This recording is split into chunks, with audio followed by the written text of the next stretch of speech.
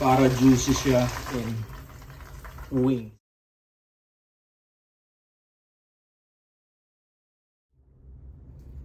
Yo, marinate muna natin yung ating mga chicken wings ng patis,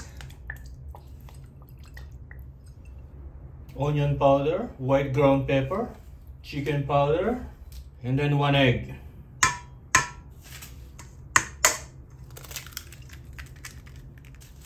And then i-mix natin lahat ito para mag-incorporate siya.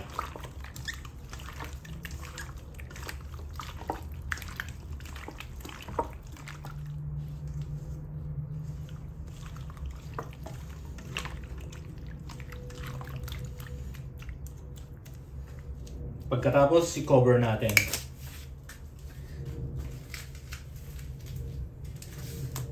Cover natin.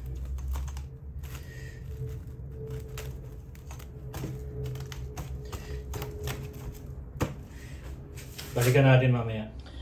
So yo, umpisa na natin magprito.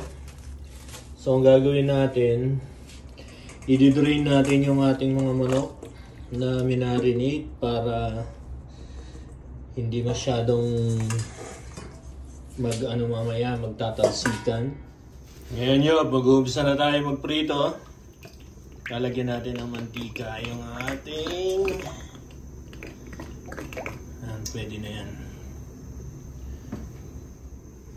I think mainit na yung ating mantika.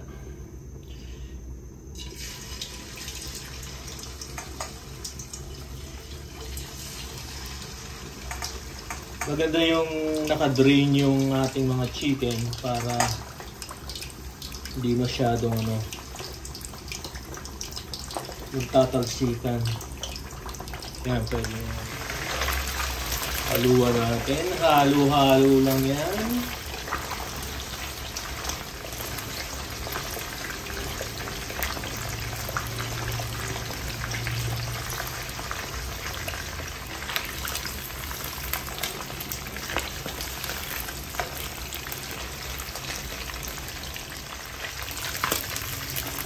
O yun, luto na to.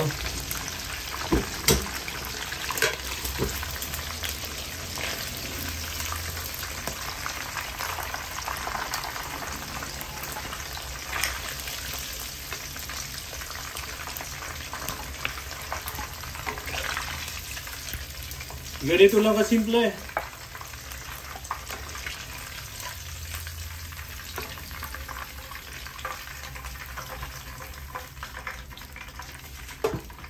Ngayon isusunod na natin yung second batch. Ilagay na natin lahat.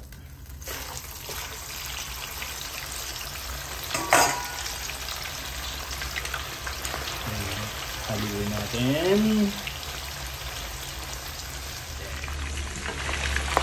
Halo ulit.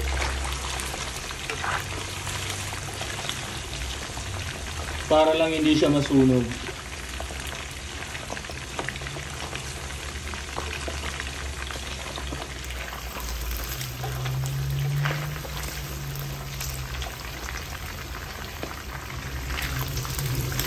O lods, pwede na to. Luto na.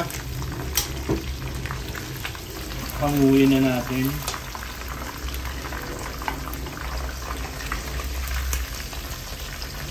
Para juicy siya.